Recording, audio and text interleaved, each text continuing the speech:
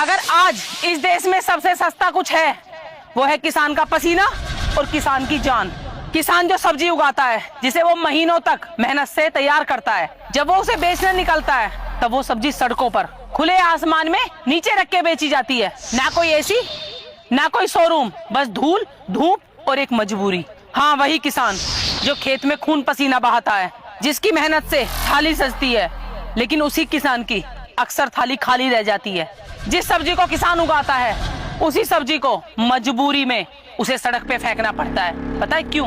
क्योंकि उसका दाम नहीं मिलता। और जिस गन्ने को वो महीनों सींचता है उसी गन्ने को उसके खेत से कोई भी तोड़ कर ले जाता है और किसान कुछ नहीं कहता, क्योंकि उसका दिल बड़ा है या फिर वो मजबूर है।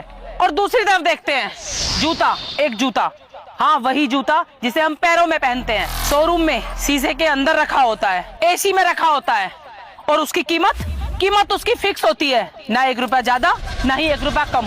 और दूसरी तरफ किसान की फसल मोल भाव में कुचल दी जाती है, और दूसरी तरफ वो जूता ब्रांड बनकर सिर पे चढ़ के बोलता है। अरे ये कैसा सिस्टम है भाई, जो पेट भरने वाले को रुलाता है और पैर ढकने वाली चीज को सिर पे बैठाता है। और वही किसान जब कर्ज में डूब जाता है तो वो आत्महत्या कर लेता है, तो उसकी खबर सिर्फ 1 दिन में गायब हो जाती है।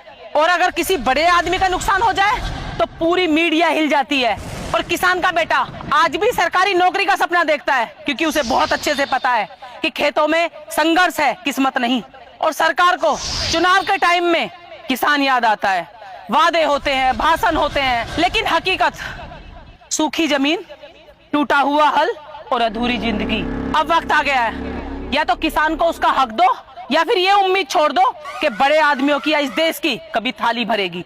मेरी एक बात याद रखना कि जिस दिन ये किसान थक गया और हार गया, उस दिन ना कोई अमीर बचेगा ना ही कोई गरीब, बस बचेगी तो भूख बचेगी। और भूख किसी की सगी नहीं होती। किसान झुका हुआ है लेकिन टूटा हुआ नहीं है। जिस दिन ये खड़ा हो गया उस दिन ये इतिहास बदल देगा।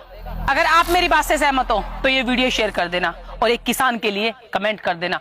जय हिंद, जय भारत।